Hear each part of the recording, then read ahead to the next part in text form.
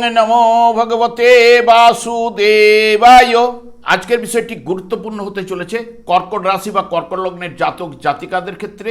নক্ষত্রের ফল মে 2026, তার সঙ্গে সঙ্গে বোনাস এবং বাংলার বৈশাখ ও জ্যৈষ্ঠ মাস, এই দুটি মাস মিলেই ইংরেজির কিন্তু মে মাস। বৈশাখ মাস যা নির্দেশ করে মেষ রাশি, এর অধিপতি গ্রহ মঙ্গল, এবং জ্যৈষ্ঠ মাস যা নির্দেশ করে বৃষ রাশি, এর অধিপতি গ্রহ শুক্র। তাহলে এই মঙ্গল এবং শুক্রের কিছু না কিছু প্রভাব এই মাসে কিন্তু পড়তে চলেছে। তাই কর্কট রাশি বা কর্কট লগ্নের জাতক জাতিকারা আপনারা কেমন ফল পেতে চলেছেন তা আমি আচার্য কমল শাস্ত্রী আপনাদের কাছে এই ভিডিওতে বিস্তারিতভাবে আলোচনা করব। ধৈর্য সহকারে আপনারা ভিডিওটি দেখবেন। আমার প্রিয় দর্শক বন্ধুকে আমার আন্তরিক অভিনন্দন, শুভেচ্ছা ও ভালোবাসা জানাই। আমি আশা করি অনাদির আদি গোবিন্দের অশেষ করুণায় আপনারা সকলেই কুশলে আছেন। আমি কারো ব্যক্তিগত জন্মছক বা নেটার চার্ট নিয়ে বিচার বিশ্লেষণ করছি না। ঠিক মে 2026-এর গ্রহ সন্নিবেশের মাধ্যমে একটি ছক প্রস্তুত করে তারপরে বিচার এবং ফলাদেশ করব।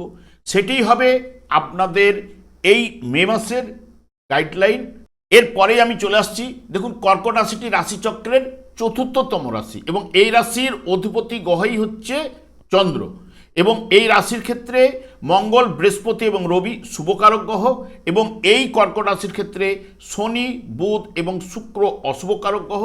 ঠিক এই কর্কট রাশিতে মঙ্গল নিচস্থ হয়, বৃহস্পতি এই রাশিতে তুঙ্গস্থ হয়, এবং এই রাশিটি প্রথমে রয়েছে আপনার পুনর্বসু নক্ষত্র, যেটি 3 ডিগ্রি 20 পর্যন্ত বিস্তৃত। তারপরেই রয়েছে পুষ্যা নক্ষত্র, তারপর রয়েছে অশ্লেষা নক্ষত্র। এগুলো নিয়ে তো আলোচনা করবোই। আমি আচার্য কমল শাস্ত্রী প্রত্যেক বুধবার এবং শুক্রবার সন্ধ্যা 8:30 এই ইউটিউব চ্যানেলে লাইভ অনুষ্ঠান করে থাকি। ঠিক ওই সময় আমাকে ফোন করলে আপনারা নিজেদের ভাগ্য বিষয়ে জানতে পারবেন। তাছাড়া বিভিন্ন ধরনের ভিডিও আপলোড করে থাকি, সেগুলি পাওয়ার জন্য আমার চ্যানেলটিকে সাবস্ক্রাইব করে বেল আইকনে ক্লিক করে রাখুন। যখন আমি লাইভ অনুষ্ঠান বা যে কোনো ভিডিও আপলোড করলে আপনাদের নোটিফিকেশন পৌঁছে যাবে। দেখুন, প্রথমেই রয়েছে পুনর্বসু নক্ষত্র, যা কর্কট রাশি 0 ডিগ্রি থেকে 3 ডিগ্রি 20 পর্যন্ত এর বিস্তৃত। এবং এই পুনর্বসু নক্ষত্রে যে সকল জাতক জাতিকারা জন্মগ্রহণ করেন তাদের বৃহস্পতির বিংশোত্তরী মহাদশায় তাদের জন্ম হয়ে থাকে। এই যে পুনর্বসু মানে পুনঃ কথার অর্থ হচ্ছে বারবার ঘুরে ফিরে আসা। এটা যেহেতু বৃহস্পতি এর অধিপতি গ্রহ, পুনর্বসু নক্ষত্রের অধিপতি এবং সত্যগুণ সম্পন্ন, এবং এই মে 2026 আপনাদের কেমন যেতে চলেছে, এই পুনর্বসু নক্ষত্রের জাতক জাতিকাদের জন্য অত্যন্ত শুভ এবং উন্নতির বার্তাবহী হতে চলেছে। কর্মক্ষেত্রে আপনার মান সম্মান, প্রভাব প্রতিপত্তি বৃদ্ধি ঘটবে, এবং যারা শিক্ষকতা, পরামর্শদাতা হিসেবে বা আধ্যাত্মিক পেশার সঙ্গে যুক্ত তারা বিশেষ উন্নতি করবে। কর্মক্ষেত্রে নতুন দায়িত্ব, পদোন্নতির যোগ, কাজের চাপ কিন্তু 11ই মের পর থেকে একটু বাড়বে। মানসিক উত্তেজনা বাড়তে পারে। উচ্চপদস্থ কর্মচারীর সঙ্গে আপনি যতটা বিবাদ এড়িয়ে চলা কিন্তু আপনার পক্ষে শুভ হবে। তবে মে মাসে আর্থিক দিক দিয়ে বেশ শক্তিশালী হওয়ার সম্ভাবনা, কোনো বড় উৎস থেকে আয়ের আসার সম্ভাবনাও কিন্তু রয়েছে। আটকে থাকা কাজকর্ম বা অর্থ ফেরত পেতে বা কাজের গতি কিন্তু পাবেন, এবং পৈতৃক সম্পত্তির যোগও কিন্তু আপনাদের রয়েছে, এবং দীর্ঘমেয়াদী বিনিয়োগের জন্য আপনাদের এই সময়টি কিন্তু উপযুক্ত সময়। তেমনি খরচ বাড়ার সম্ভাবনাও কিন্তু প্রবল রয়েছে, এবং প্রেমের ক্ষেত্রে অত্যন্ত শুভ। সন্তানদের সাফল্যে খবরে আপনি কিন্তু আনন্দ লাভ কিন্তু করবেন, এবং বা আনন্দ বয়ে নিয়ে আসবে আপনার কাছে। পুনর্বসু নক্ষত্রের প্রভাবে আধ্যাত্মিক চেতনা কিন্তু আপনার বাড়বে, এবং আত্মবিশ্বাসও বৃদ্ধি ঘটবে।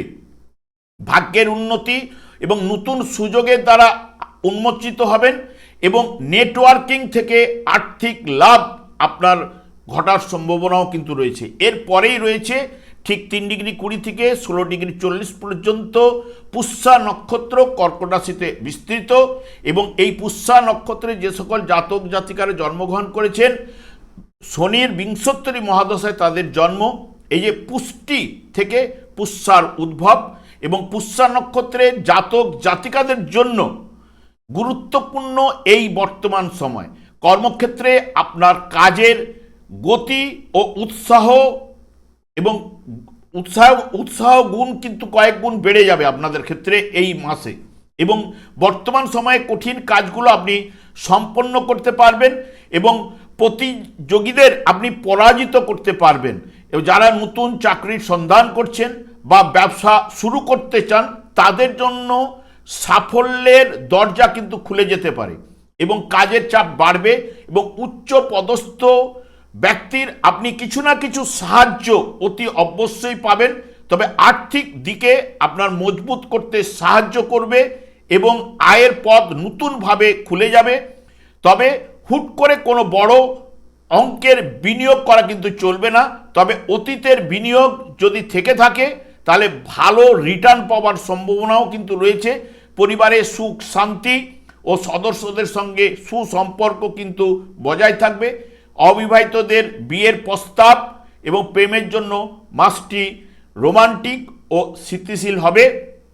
স্বাস্থ্য মোটামুটি ভালো, তবে কাঁধে কিছু না কিছু সমস্যা দেখা দিতে পারে। এরপরেই রয়েছে অশ্লেষা নক্ষত্র, যেটি কর্কট রাশির 16°40 থেকে একদম 30° মানে শেষ পর্যন্ত বিস্তৃত।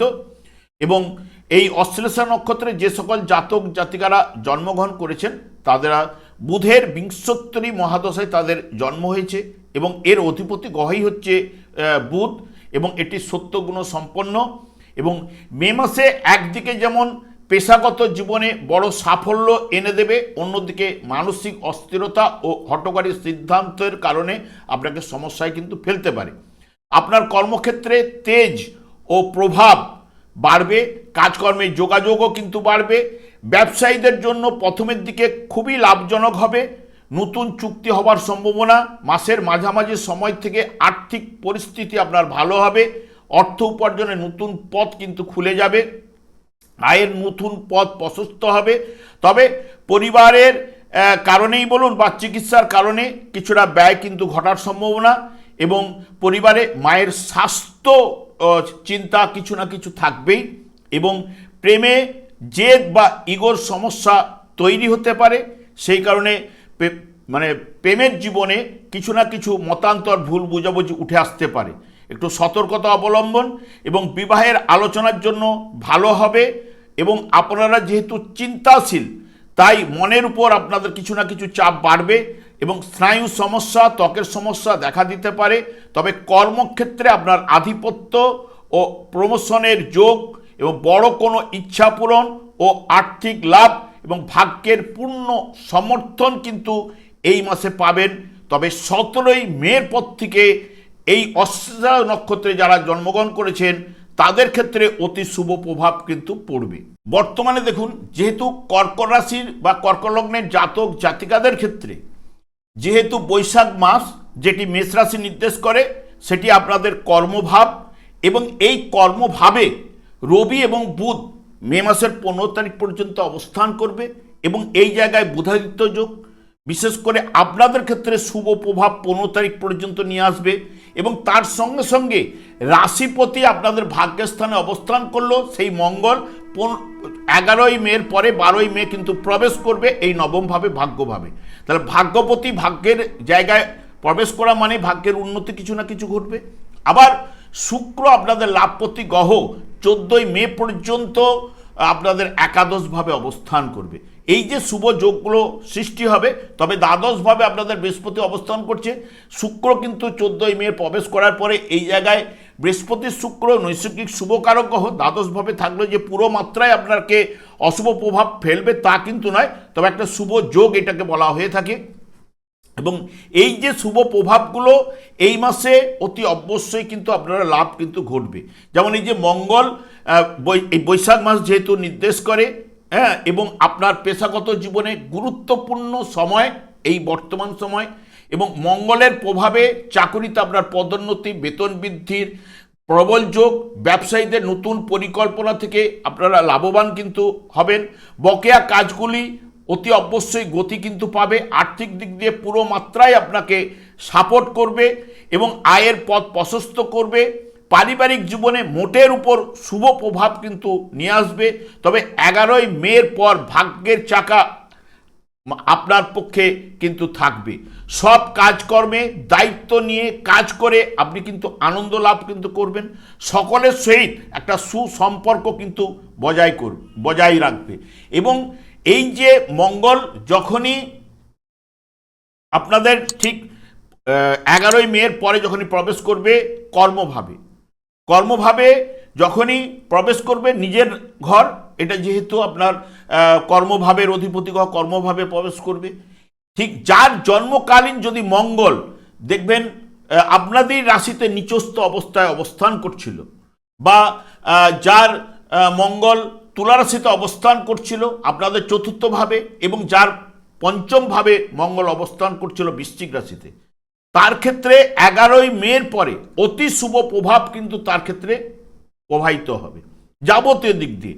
কারণ দেখুন পঞ্চম ভাবে উপরে পূর্ণ মাত্রায় দৃষ্টি দেবে, যেটি পঞ্চম ভাব মন মানসিকতা প্রেম প্রীতি ভালোবাসা এই জায়গাটাকে সাপোর্ট নিয়ে আসবে। চতুর্থ ভাব যারা বৃত্তিমূলক শিক্ষা করছেন তাদের ক্ষেত্রে, যারা হাতের কাজের উপর টেকনিক্যাল লাইনের উপর, তাদের ক্ষেত্রে অতি শুভ ফলগুলো নিয়ে আসবে।